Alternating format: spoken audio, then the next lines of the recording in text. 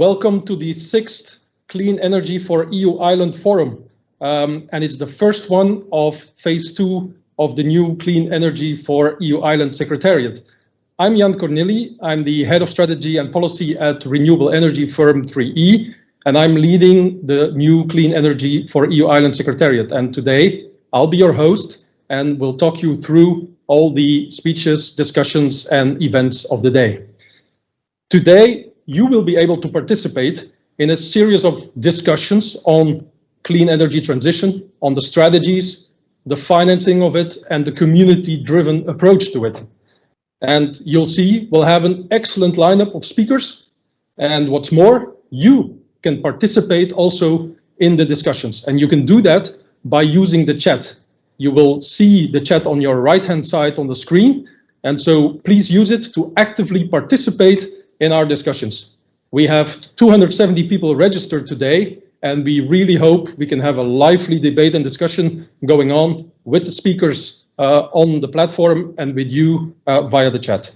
What's more, you can also engage with each other and interact via the platform. And for that, you can use the book networking meetings and also use the exhibitor space in order to visit some of the islands of the technology providers and so forth. Now, before we enter in those discussions, we will listen to some messages for the islands and also some messages from the islands to the attendants. And first of all, I'm very honored to introduce to you our commissioner, the commissioner of Clean Energy Transition, Kadri Simson. And Commissioner, without further ado, you have the floor. Thank you for being with us, and we are keen to listen to your messages for us. Thank you very much.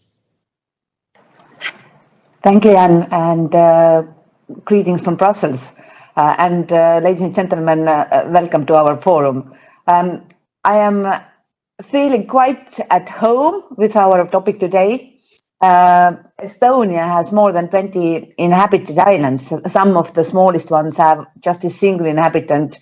The biggest has more than 30,000. But no matter the size, the energy transition is important for them all. Islands are unique places to live, but that also means that they have distinctive obstacles to overcome, especially when it comes to energy. They have small and isolated energy systems, but they can also be perfect real-life laboratories for the deployment of new innovative solutions. So I'm looking forward to seeing how your discussions evolve today and tomorrow. But I want to begin with our current energy policy context. Europe has set and agreed its medium and long-term climate commitments to decrease the greenhouse gas emissions by at least 55% by 2030 and to reach climate neutrality by 2050. That's the destination, and now is the time to decide how we shape the policy to get to there. Over the past months, the Commission has been working on a major legislative package called Fit for 55. We expect to publish it in July. These proposals will translate our new climate ambitions into relevant legislation in the energy field. It will cover renewables, energy efficiency, and energy taxation. But other initiatives like the carbon pricing scheme or the alternative fuel strategies for transport also have a connection to the energy sector. And some elements of the package are particularly relevant for islands. First, we will need much more renewable energy. Today, 75% of heating and cooling in Europe is still based on fossil fuels. It's also responsible for 60% of emissions in the energy sector. At the same time, transport is another sector with huge untapped potential for electrification. The Commission analysis has shown that to deliver on the 55% target, the share of renewables in transport should reach 24% by 2030. And that is much higher than the current commitment of 14%. that takes on even more significance if you consider that for islands, transport, including transport to and from the islands, is often responsible for the majority of energy consumption and emissions. In some cases, that figure reaches up to 90%. Overall, by our estimates, we will need to at least double the share of renewables in electricity, and we need to substantially increase that share in transport, but also in heating and cooling sector. Here, islands are perfectly situated to lead the change on boosting renewables, given their huge potential for offshore energy production. And second, what do we do with that renewable energy once it is generated? Here, the issue is improving the integration of our energy system.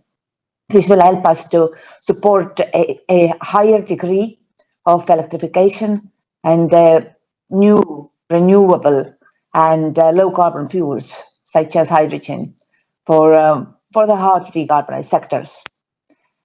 In the context of islands, that translates to a faster deployment of electric cars and buses, or innovative solutions for ferries, such as use of hydrogen or electricity. And smart charging systems or hydrogen production can also be an important stabilizer of the local electricity grid, and provide also short and long-term storage capacity. These are the areas where change is demanded, but these are not simply challenges to overcome. They are opportunities to be seized. So we need to ask ourselves, how can we help you in doing this? The Clean Energy for EU Islands initiative has a clear role to play here. During the pilot phase of the EU Islands initiative, we mostly focused on organizational support for islands. Things like community building, support for clean energy transition agendas, and project development on pilot islands. Now we are in the second phase of the initiative, and we today aim to have a much stronger focus on the identification of concrete projects and matching them with potential investors and funding instruments. We need a number of good and easily replicable projects on the islands to demonstrate that there are alternatives to centralized fossil fuel-based energy systems, and that these alternatives are both technologically feasible and economically sustainable. Another way to maximize our impact is by focusing on the most carbon-intensive fuels and sectors, and that means coal, also oil, and also transport. First, phase out of coal. The transition away from coal is accelerating in Europe. Yet that's not so easy for islands that are still dominantly using coal. I think that the ambition of Mallorca, which has already committed to close its coal-fired plant by 2025, has set a high standard. Hopefully other coal-dependent islands will follow, so that we could declare EU islands coal-free well before 2030. Second, I mentioned oil. It is the main source of electricity on islands, and this is a trend that needs to change. As things stand now, it leads to air pollutants and CO2 emissions from the islands, and at levels that significantly exceed those of mainland EU. As I said, islands have an access to a wide range of renewable energy sources. Even so, most of them still have a much lower share of renewables compared to the mainland and to the EU average. And this needs to change. We have renewable energy sources that have grown into competitive major technologies.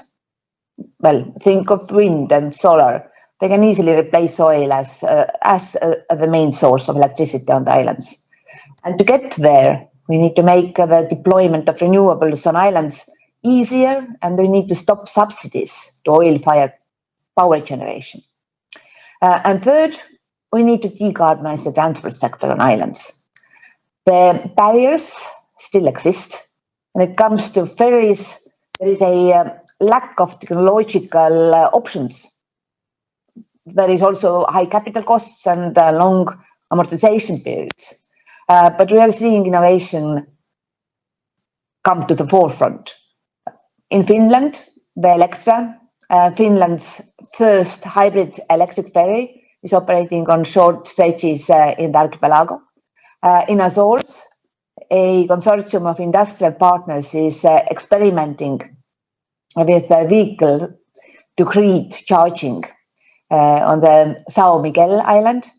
But we need more innovative and economically feasible solutions, and we need all local stakeholders on board, ferry companies, utilities, local and regional transport authorities.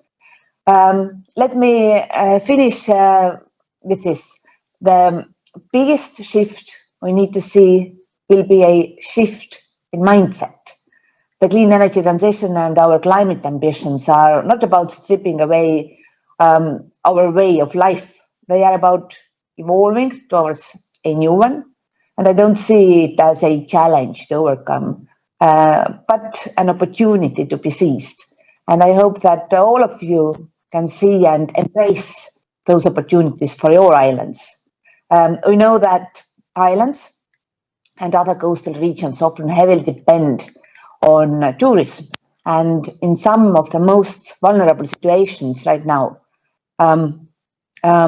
both in terms of the climate change and the pandemic, investments in clean energy can be a pathway to recovery, can diversify island economies and can create new jobs.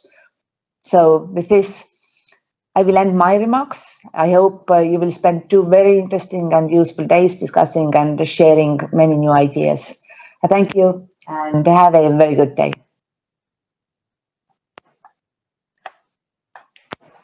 And thank you very, very much, Commissioner, for these very inspiring words. And what particularly struck me was a few things. First, the focus you put on the ferries, electrification of ferries, hydrogen ferries, because that's really an area of innovation. At the moment, there are some pilots, but the ferries are still small. But it's really something where in the next decade we need to be able to give a crack and move to bigger vessels running on electricity and on hydrogen. And later on the program we have some special guests who will talk about their strategy in Croatia of electrification of the ferries. And the second thing that also struck me was to have the islands coal-free, because that's really obviously if in Europe we want to be fit for 55, we all know we have to get out of coal and we have to